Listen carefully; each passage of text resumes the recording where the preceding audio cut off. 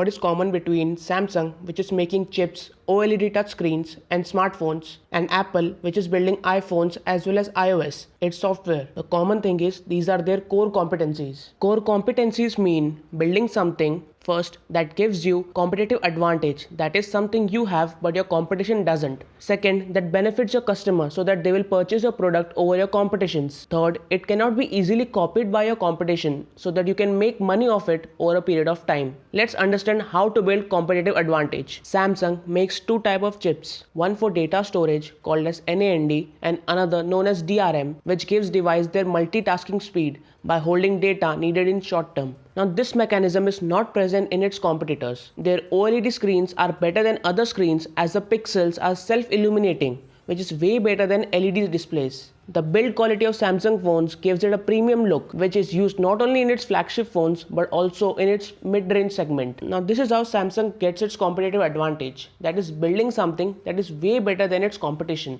Now coming to Apple.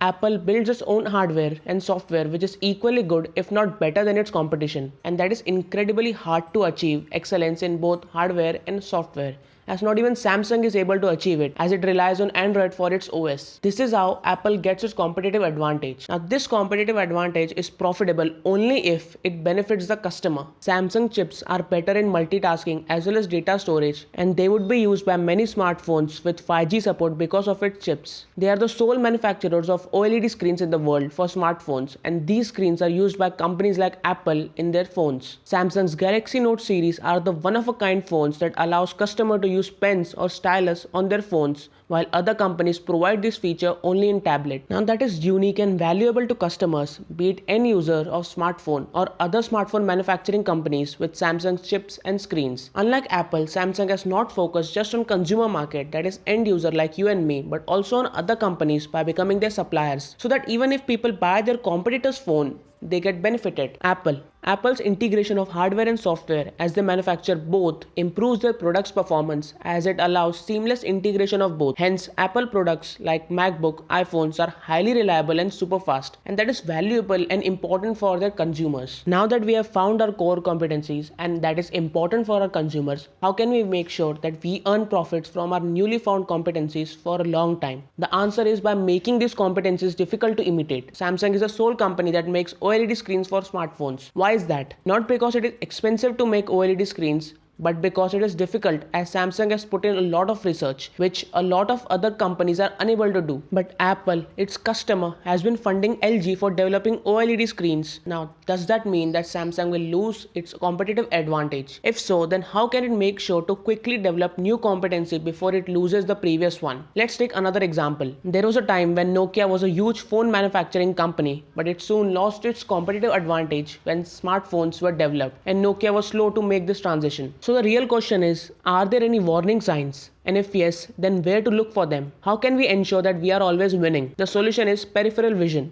These are weak signals or touch points present with all the stakeholders. Suppliers, when they make changes in quality or cost, this could be a sign. Investors, when they lack confidence in our decision. Customers, when they prefer our competition over us, which can be seen by drop in sales. And channel members, when they take a lot of time in replenishment of our product. And market, with the introduction of new technology. For example, if the supplier increases their cost, then we should switch the suppliers or build the product in our own company called in-house. And that is what Apple is doing with OLED screens. As Samsung is the only player in the market, they can charge any exorbitant price they want, and Apple has to pay for it, as they have nowhere else to go. So Apple is supporting LG to become the OLED supplier and Samsung's competitor. Now let's look at Samsung and how they are leveraging mass availability for having their peripheral vision. Samsung has a wider reach to the market as compared to Apple because Samsung depends on third-party distribution channel, that is independent retailers, to provide wider reach, because hundreds of retailers are present in all the cities, and this ensures that customer has Samsung as an option for wherever they buy phones from. This also increases Samsung cost, as the company now has to give good margins to retailers and distributors as well. But it also means that Samsung is connected with a lot of customers and will get early signs when there is a shift in customer preference. For example, with the introduction of Xiaomi or Oppo. While there is an advantage of reach, but what if other companies like Xiaomi, Vivo or Oppo give better margins to retailers, and these retailers would push their company's phone over Samsung's? Now this would mean that Samsung will see a loss in sales, and they couldn't easily identify if it is because customers are preferring Oppo over Samsung, or retailers are pushing or suggesting Oppo as it gives better margins. Maybe that's why Apple has its own stores. This helps the company to be in touch with the customers, but it also reduces its reach. That is, it is possible that there would be 20 Samsung stores as compared to one Apple store. So now that companies have identified their flaws, should they change the way things currently work? That is, how can they regain their top position? The concept is business realignment. It has 3 steps. First is redefining the business concept or big idea.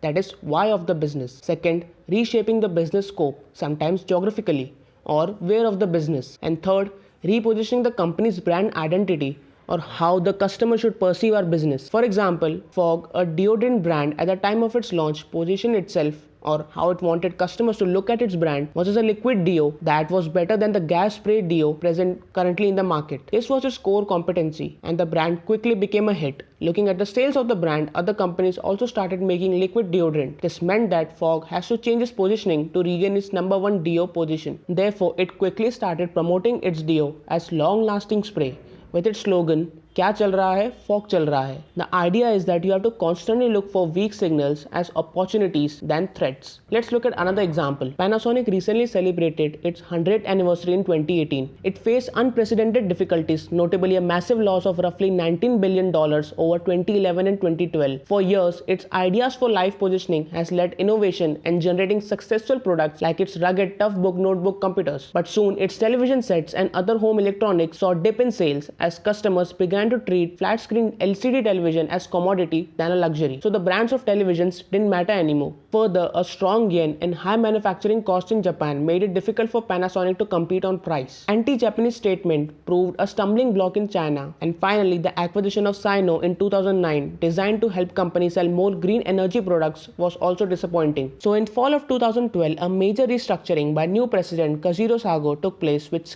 scaled back or reduced its manufacturing in Japan, abandoned the mobile phone market overseas, and cut back in investment in solar panels and rechargeable batteries. Sago emphasized that Panasonic will streamline business unit and emphasize on profits, not just on revenue growth. Thank you.